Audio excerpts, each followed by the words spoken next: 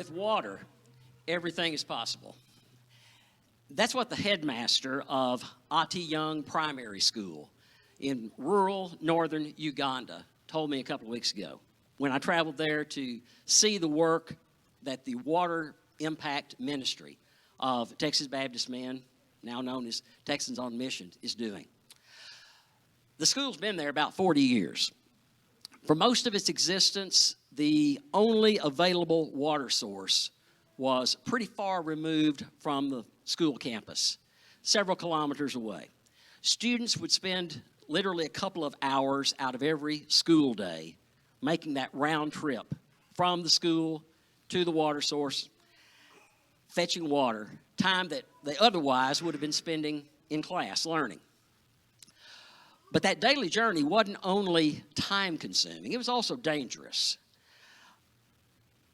To reach the water source, the children had to cross a busy road to get to it. And motorbikes are everywhere in Uganda, even out in the very remote rural areas. And there were some children who were hit by those motorbikes and injured. The school needed water. The village needed water. So the local district government tried to drill a well on the campus. 3 times they attempted to drill a well on the school property. Came up dry every time. That's when Texas Baptist Men, Texans on Mission, arrived. And where the district government failed, TBM succeeded. The headmaster said it's a miracle. God solved the problem. He attributed the success of the well drillers to the power of prayer, and also the fact that the government tried to drill the wells where they thought they'd be most convenient, while the TBM well drillers used their expertise to know where the water was actually most likely to be found. That water did make all the difference for that primary school, and it transformed the community. Transformation, that is what TBM, or Texans and Ugandans on Mission, as it's known in country, is doing in these remote rural villages all across the northern tier of Uganda. Transforming lives and transforming communities. And they're doing it in hard-to-reach, underserved places.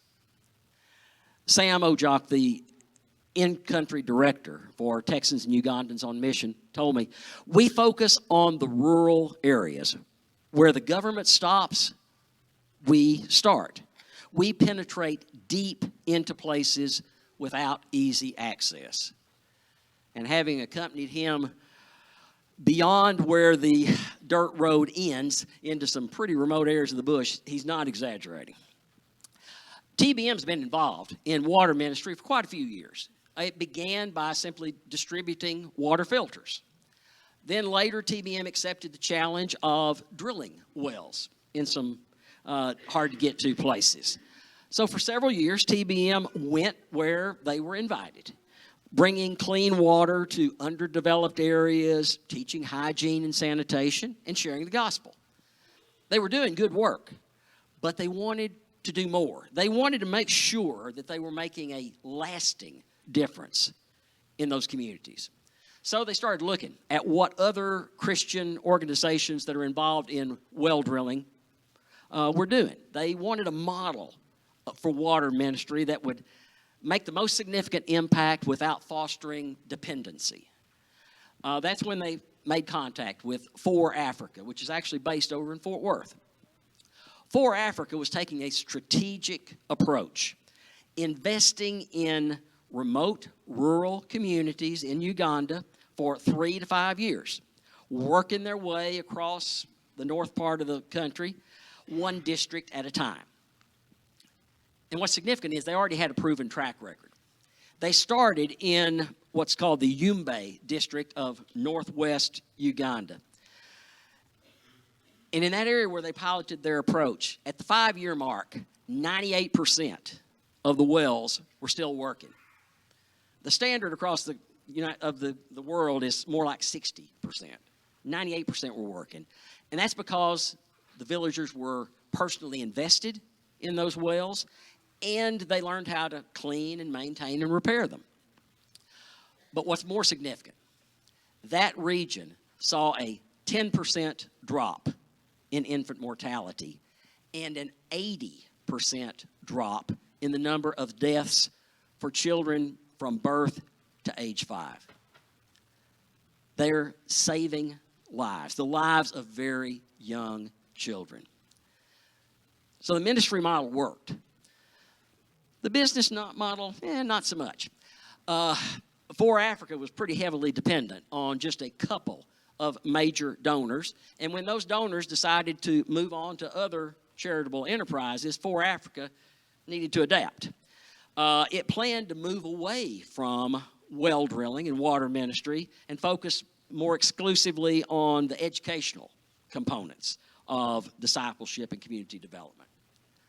So, in God's perfect timing, TBM secured at a very deep discount the drilling rigs from that organization that were already on site in Uganda, and Texans and Ugandans on mission took on For Africa's strategy, moving across northern Uganda district by district from west to east, one village at a time, with the aim of making sure that there's a water source either within 1 mile or a 30-minute round trip walk for every village.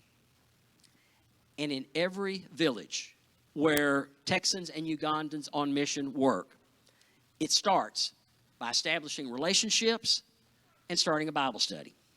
Oftentimes, the villagers will just meet under a tree to study the Bible. And every Bible study includes singing and praying and sharing testimonies of what God is doing, how He's at work in the lives of those who are committing their lives to Him.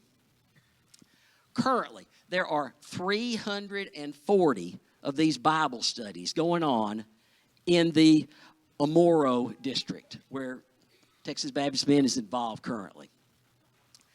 At the same time that these Bible studies are going on, Texans and Ugandans on mission are also teaching hygiene and sanitation.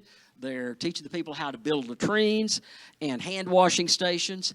And they're creating a local organization in each village to govern the care and the use and the repair of the well. Mitch Chapman, who's the director of Texas on Mission's Water Impact Ministry, said that there's a 3 to 6 months of community engagement before they ever begin drilling a water well. And each step of the way, community members are expected to contribute. They don't have a whole lot of money to put in, but they do give financially to a common community fund that'll keep the well operating and the pump operational. And when the crew from Texans and Ugandans on mission comes to drill the borehole for a well and to install the casing, it's a time of celebration because hope has arrived in that community. And then soon after the borehole is drilled, the villagers are expected to start making brick and gathering large stones that are locally available that they can use to actually build the pump station, the hand pump station for their village. This year, Texans and Ugandans on mission are going to drill a minimum of 65 of those wells in rural villages. To ensure that each community knows how to become self-sufficient, the villagers are also taught how to basically create a small community credit union. They promote savings. They provide microfinance loans to help people start small businesses. And every credit union meeting includes prayer and Bible study and testimonies and a whole lot of singing and dancing. I went to one of those meetings. I was surprised when I went to a credit union meeting and church broke out. I've never been to a business meeting that was that much fun. The villagers testified about how the loans that they received enabled them to develop small businesses, uh, raising goats, harvesting and selling grain, and even in one instance, starting a little small grocery store in their community.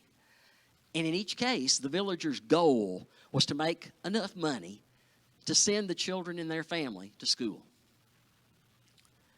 At the same time, they're also involved in a youth outreach program called Youth Running Clubs, allowing the children to grow stronger physically and spiritually. Every Saturday morning, kids participate in exercises and games and other activities.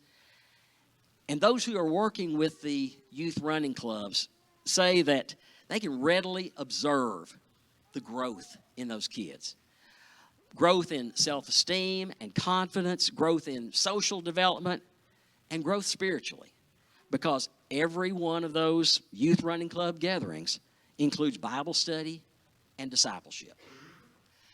Discipleship is what drives Texans and Ugandans on mission. Since they began working in northern Uganda last summer, 138 people have been baptized. And there's another 19 who are just waiting to be baptized in the next few weeks. Mitch Chapman said he fully expects 500 people to be baptized in this calendar year as a result of their ministry. With water, everything is possible. So, Texans on Mission envisions expanding its water impact ministry into other parts of Africa. Plans are already in place to start work in South Sudan within the next 2 years. Beyond that, long term, they hope maybe to move into Kenya and Tanzania and possibly even Chad. And our church, has a part in that ministry. Our church budget includes financial support for TBM, Texans on Mission. Every time you give, every time the offering plate is passed and you put your offering in, a portion of that offering goes to support TBM's multiple ministries. It includes the disaster relief that's going on right now in the Texas Panhandle, where the wildfires have been raging. And it includes the life-saving, life-changing water ministry that's taking place in Africa. Thank you for giving. Thank you for praying for TBM Texans on Ministry. And thank you for the opportunity to bear witness of what God is doing through that ministry.